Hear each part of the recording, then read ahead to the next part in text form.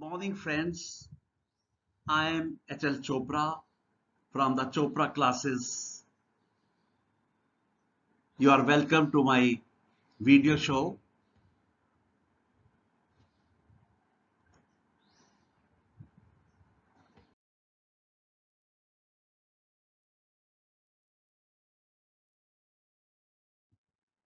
If you like it, please like it, share it, and subscribe it.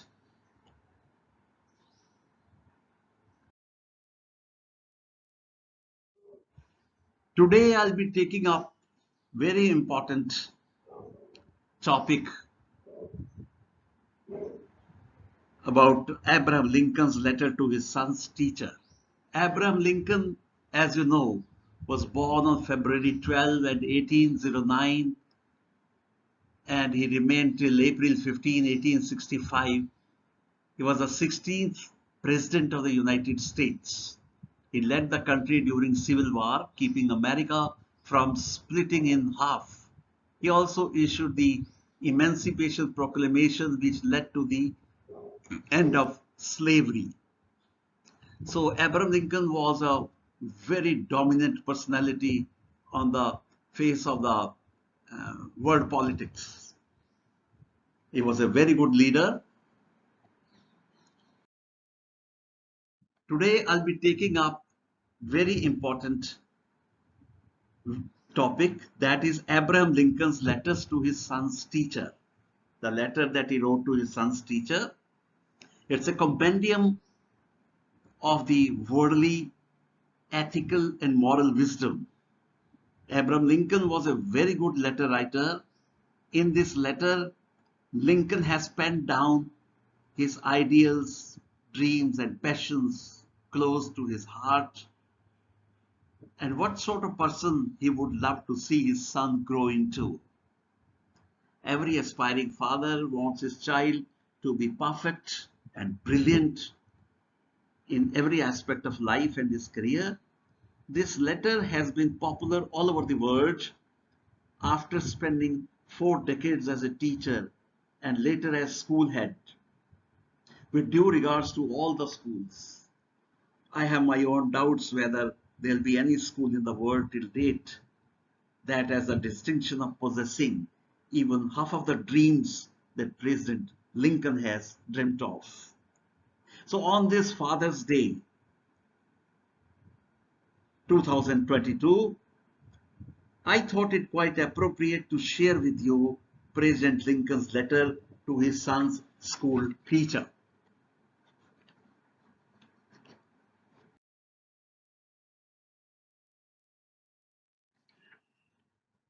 The letter starts like this. Is the first slide of the letter. He will have to learn, I know, that all men are not just, all men are not true, but teach them also that for every scoundrel there is a hero, that for every selfish politician there is a dedicated leader. Teach him for every enemy there is a friend. Steer him away from envy. So President Lincoln wanted his son to have faith in the people. He expected that his son should be able to be aware of all kinds of people, ideal and evil, scoundrels and heroes, selfish people and leaders who are patriots. The world is not full of enemies. There are thousands of people who are friendly and well-wishers. President Lincoln asked his son's teacher to instill in his mind the values that make him a great human being. He should never be carried away by others' ideas, but try to build his own vision of nation building. This is possible if he picks up from his teacher and the school the importance of staying away from the deadly sins such as envy, jealousy, pride, and so forth. Second slide. If you can teach him the secret of quiet laughter, let him learn early that the bullies are the easiest to lick. Teach him, if you can, the wonder of books, but also give him quiet time to ponder the eternal mystery of birds in the sky, bees in the sun, and the flowers on the green hillside. So President Lincoln expected his teacher to enable his son not to learn to make fun of others, but to realize the value of introspection and quiet laughter that's of higher importance. He expected him to empower his son not to be scared of enemies. Though the bullies are popular in schools, the president expected his son not only to be aware but also to enrich the skill to come over them. The tough seeming hurdles are not the real stops, but he must know how to get through the difficult situations. He should also make him realize the value of good literature and the surprising effect of books on one's thinking. Realize that life is full of amazing mysteries, that the son should be taught to look on the brighter side of life to approach and recognize how reaching will make him go far in life. Getting away from the humdrum of life, he must spare some time to think and enjoy the natural beauty, the eternal mystery of birds in the sky. Appreciate the fragrance of flowers and the moonlight.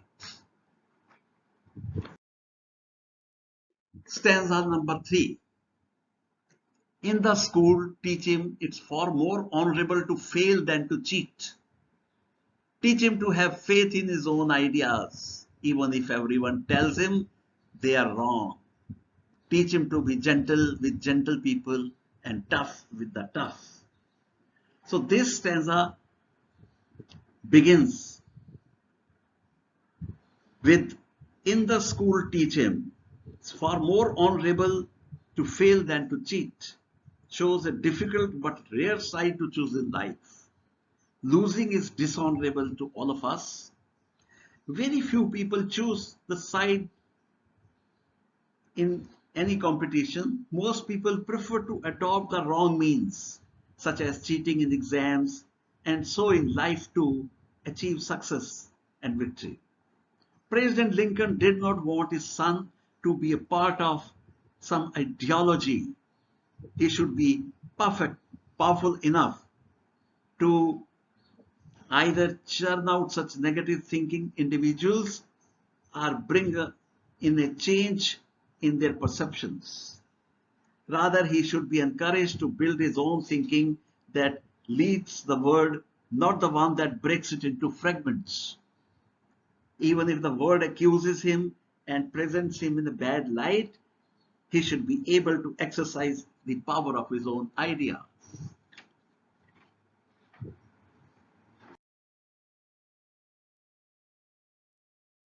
Next stanza.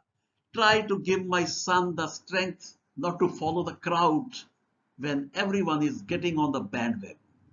Teach him to listen to all men, but teach him also to filter all he hears on a screen of truth and take only the good that comes through. President knew that there are several negative thinking groups that present themselves in bright light. President hoped that his son would grow to be a courageous man who dares to stand out in life.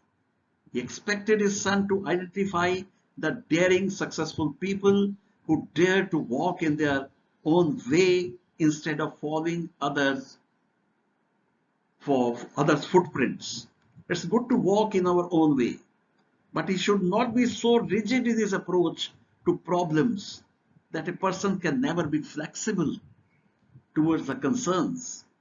But he should be a good listener and must listen to them before making his decisions.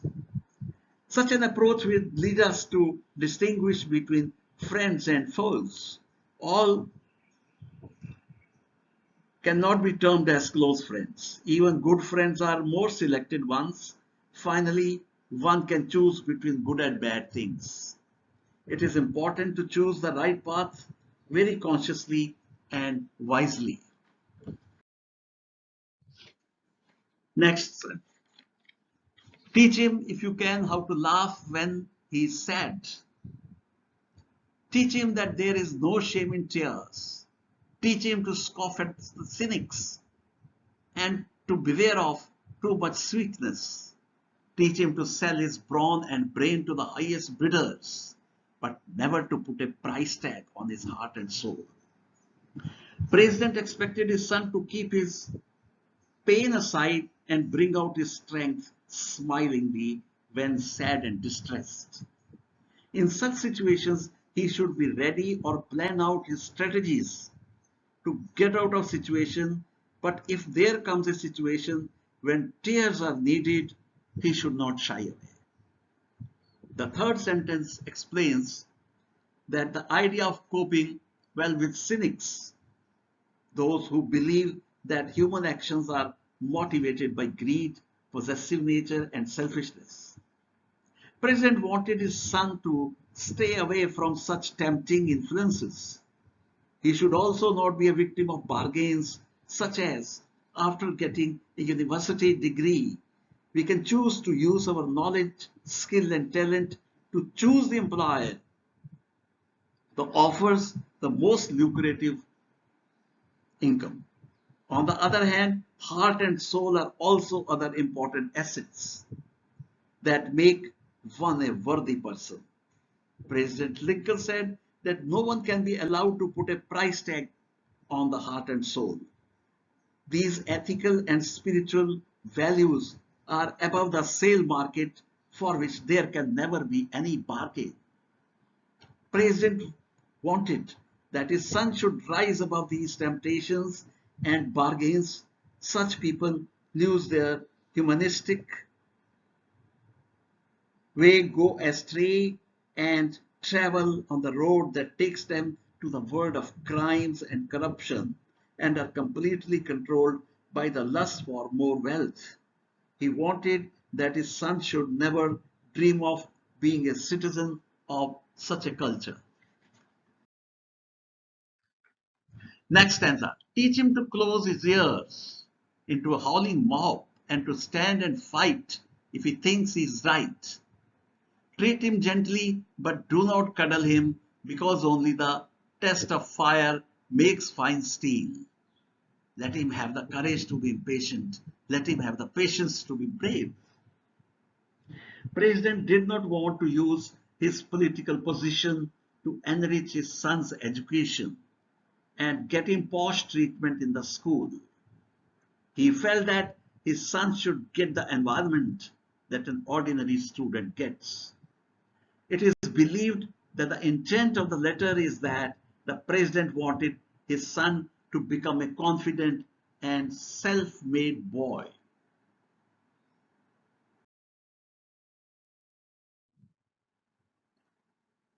This is supposed to be the last stanza.